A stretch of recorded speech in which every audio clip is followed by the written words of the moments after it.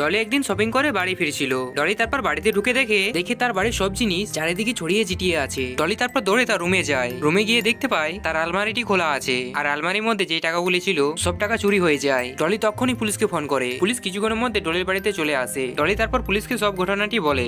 এতগুলো টাকা চুরি হয়ে যায়, টাকার ব্যাপারে কেউ জানতো নাকি? স্যার, টাকার ব্যাপারে আমার 3টি বন্ধুই জানতো। পুলিশ তারপর ডলির 3টি বন্ধুকে জিজ্ঞাসাবাদ করার জন্য ডেকে নেয়। যখন ডলির বাড়িতে চুরি হয়েছিল তখন তোমরা কোথায় ছিলে? স্যার, তখন আমি অফিসে ছিলাম, আর ডলির টাকাগুলি তো চুরি হয়ে গিয়েছে। স্যার, আপনি চোরটিকে ধরে ফেলুন। স্যার, আমি তো শপিং করতে গিয়েছিলাম, আমি তো কোনো চুরির ব্যাপারে জানি না স্যার। স্যার, আমি তো বাড়িতে ঘুমাচ্ছিলাম, আপনার কল করার পরে আমি এখানে এলাম। স্যার, আমি কোনো চুরি করিনি। পুলিশ 3টি বন্ধুর কথা শুনে বুঝতে পেরে যায় এখানে এই 3জনের মধ্যে কেউ একজন টাকাটি চুরি করেছে। বন্ধুরা, তোমরা কি 3জনের কথা শুনে বলতে পারবে এখানে এই 3জনের মধ্যে ডলির টাকাটি কে চুরি করেছে? বন্ধুরা, তোমরা একটু বুদ্ধি খাটিয়ে উত্তরটি কমেন্ট করে দাও।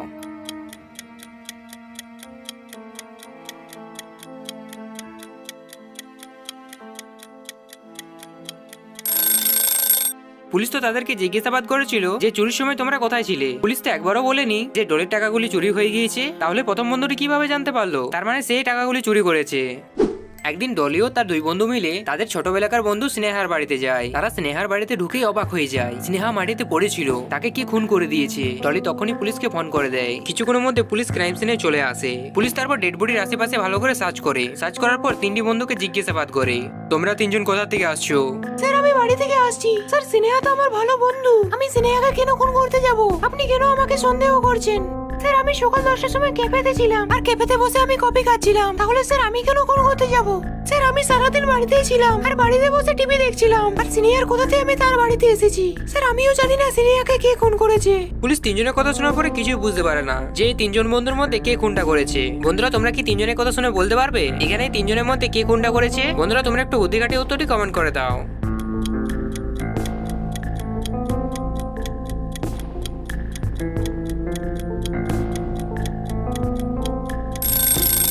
তুমি যদি ডেড বডিটিকে ভালো করে দেখেছো, দেখবে ডেড বডির পাশে একটা ঘড়ি আছে, আর ঘড়ির কাজটি ভাঙা আছে। তার মানে খুনির সাথে স্নেহার মারামারি হয়, আর মারামারিতে ঘড়িটি ভেঙে যায়, আর ঘড়িটিতে 10টা বাজছে। আর এখানে দ্বিতীয় বন্ধুটি বলেছিল সে 10টার সময় ক্যাফেতে ছিল। তাহলে সে কিভাবে বুঝতে পারলো যে মৃত্যুটা 10টার সময় হয়েছে? তার মানে সেই খুনটা করেছে। পুলিশের হাত থেকে বাঁচার জন্য সে গল্প বানাচ্ছে। একদিন নেহা দৌড়তে দৌড়তে পুলিশ স্টেশনে যায়, আর পুলিশ কি বলে, স্যার, আমার মেয়ে আইভিকে কে কিডন্যাপ করে নিয়েছে। এটা হচ্ছে আমার মেয়ের আইভির ছবি। তোমার কারোর উপরে সন্দেহ আছে নাকি যে তোমার মেয়েকে কিডন্যাপ করতে পারে? স্যার, আমার বাড়ির পাশে 3টি প্রতিবেশীর উপর সন্দেহ আছে, মনে হয় তারাই আমার মেয়েকে কিডন্যাপ করে রেখেছে। পুলিশ তখন প্রথম প্রতিবেশী অজয়ের বাড়ি যায়। তুমি লাস্ট আইভিকে কোথায় দেখেছিলে? স্যার, আমি আইভিকে লাস্ট স্কুলে দেখেছিলাম, তারপর আমি ওকে দেখতে পাইনি। পুলিশ তখন দ্বিতীয় প্রতিবেশী রাহুলের বাড়িতে যায়, আর তাকেও সেম প্রশ্ন জিজ্ঞাসা করে। স্যার, আমি আইভি ক্লাস তার বাবার সাথে পার্কে দেখেছিলাম, তারপর আমি তাকে একবারও দেখতে পাইনি। পুলিশ তারপর তৃতীয় প্রতিবেশী রামের বাড়িতে যায়, আর তাকেও সেম প্রশ্ন জিজ্ঞাসা করে। আমি যখন অফিস যাচ্ছিলাম, অফিস যেতে যেতে আমি আইভিকে রাস্তাতে দেখেছিলাম, তারপর আমি তাকে একবারও দেখতে পাইনি। পুলিশ 3জনের কথা শোনার পর আর তাদের বাড়িগুলিকে দেখার পরে বুঝতে পেরে যায় এখানে এই 3জনের মধ্যে কে একজন আইভিকে কিডন্যাপ করে রেখেছে। বন্ধুরা, তোমরা কি 3টি প্রতিবেশীর বাড়ি দেখে বলতে পারবে এখানে কোন প্রতিবেশী আইভিকে কিডন্যাপ করে রেখেছে? বন্ধুরা, তোমরা একটু বুদ্ধি খাটিয়ে উত্তরটি কমেন্ট করে দাও।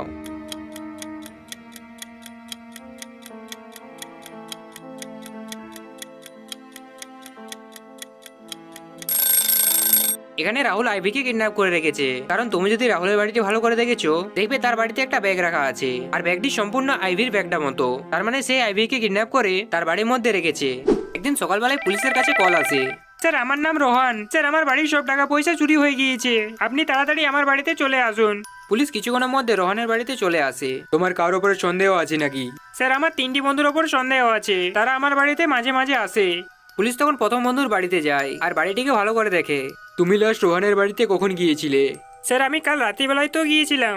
পুলিশ তারপর দ্বিতীয় বন্ধুর বাড়িতে যায়। তুমি রোহানের বাড়ির কোনো চুরি ব্যাপারে জানো? স্যার, আমি 2 দিন থেকে বাড়িতেই ছিলাম, স্যার আমি কিছু জানি না। পুলিশ তখন তৃতীয় বন্ধুর বাড়িতে যায়। তুমি কাল রোহানের বাড়িতে গিয়েছিলে? হ্যাঁ স্যার, গিয়েছিলাম, রোহান তো আমার ভালো বন্ধু। পুলিশ তারপর রোহানের বাড়িতে সিসিটিভি ক্যামেরার ভিডিওটি দেখে। ভিডিওটিতে দেখতে পায় একজন চোর চুরি করে পালাচ্ছে। পুলিশ সিসিটিভি ভিডিওটি দেখার পরেই বুঝতে পেরে যায় কোন বন্ধুটি টাকাগুলি চুরি করেছে। বন্ধুরা, তোমরা কি বুঝতে পারলে? যদি বুঝতে পেরে গেছো তাহলে আমাদেরকে কমেন্ট করে জানাও।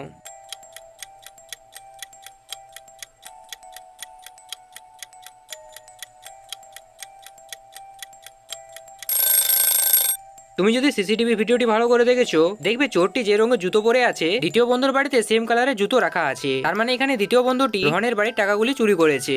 একদিন সকাল 10টার সময় এক্স ব্যাংকে চুরি হয়ে যায়। ব্যাংকের ম্যানেজার তখনই পুলিশকে ডেকে নেয়। পুলিশ কিছুক্ষণের মধ্যে ব্যাংকে চলে আসে। ম্যানেজার পুলিশকে বলে যখন চুরি হয়েছিল তখন ব্যাংকে 3টি কর্মচারী ছিল। পুলিশ তখন 3জনকে জিজ্ঞাসাবাদ করে। ব্যাংকের ম্যানেজার, স্যার আমি কেবিনে কাজ করছিলাম, স্যার আমি কিছুই জানি না চুরিটা কিভাবে হলো। সিকিউরিটি গার্ড, স্যার আমি বাথরুমে গিয়েছিলাম, স্যার আমিও জানি না চুরিটা কিভাবে হয়।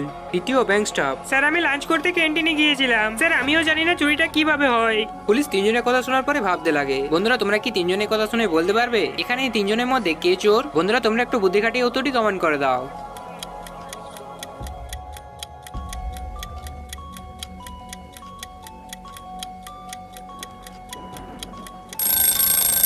এখানে 3জনের মধ্যে ব্যাংকের স্টাফ হচ্ছে চোর, কারণ সে বলছিল চুরির সময় লাঞ্চ করতে গিয়েছিল। আর সকাল 10টার সময় কে লাঞ্চ করে? তার মানে সে মিথ্যে কথা বলছে, সেই টাকাগুলি চুরি করেছে।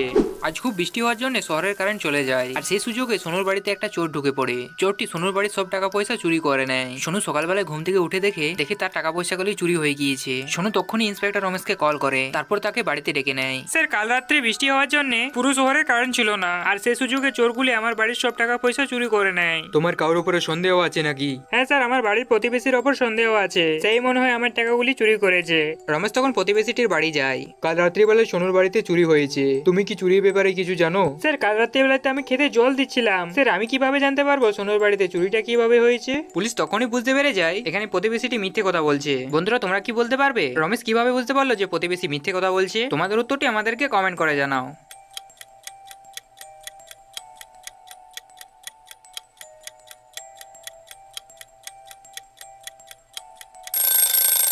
কাল রাত্রিবেলায় তো বৃষ্টি হচ্ছিল, তাহলে সোনুর প্রতিবেশীটি খেতে কেন জল দিচ্ছিল? তার মানে সে পুলিশের হাত থেকে বাঁচার জন্য মিথ্যে কথা বলছে, সেই চুরিটা করেছে।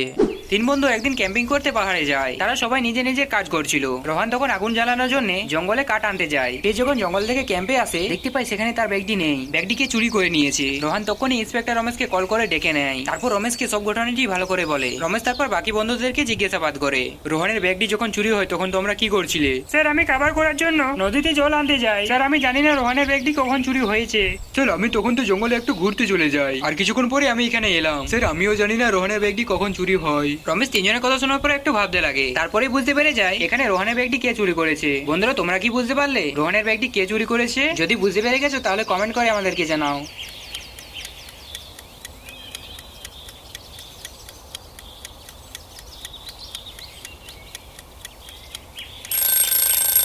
এখানে প্রথম বন্ধু রোহানের ব্যাগটি চুরি করেছে, কারণ যদি সে নদী থেকে জল আনতে গিয়েছিল তাহলে তার জুতো ওর প্যান্ট ভিজে থাকা উচিত, কিন্তু তার তো প্যান্ট ভিজে নেই, তার মানে সে মিথ্যে কথা বলছে, সেই চুরিটা করেছে। রাজকুমার একদিন একটা জঙ্গলের রাস্তা দিয়ে যাচ্ছিল। সে রাস্তায় হেঁটে হেঁটে যাচ্ছিল, তখনই হঠাৎ বৃষ্টি পড়তে শুরু হয়ে যায়, আর বৃষ্টির সঙ্গে মেঘও গর্জন করতে লাগে। রাজকুমারী তখন মনে মনে ভাবতে লাগে, এই বৃষ্টিতে আমি কিভাবে রাজবাজার যাবো? আমাকে একটা কোনো আশ্রয় দেখতে হবে। রাজকুমারী তখন আশ্রয় খুঁজতে লাগে। রাজকুমারী হেঁটে হেঁটে অনেকটা আগে চলে আসে, কিন্তু সে কোনো আশ্রয় খুঁজে পাচ্ছিল না। তখন সে একটু হেঁটে হেঁটে আগে আসে, তারপরে সে দেখতে পায় সামনে একটা গুহা আছে। রাজকুমারী তখন ওই গুহাটিতে প্রবেশ করে। গুহাটির ভিতরে ঢুকে রাজকুমারী মনে হচ্ছিল ওই গুহাটির মধ্যে যেন কেউ আছে।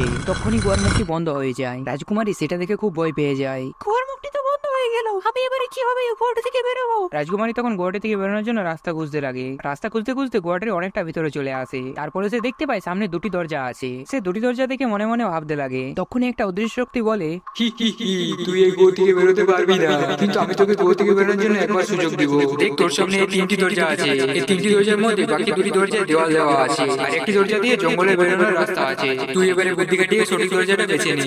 বন্ধুরা তোমরা কি রাজকুমারী সাহায্য করতে পারবে? তাহলে দরজার নাম্বারটি আমাদেরকে কমেন্ট করে জানাও।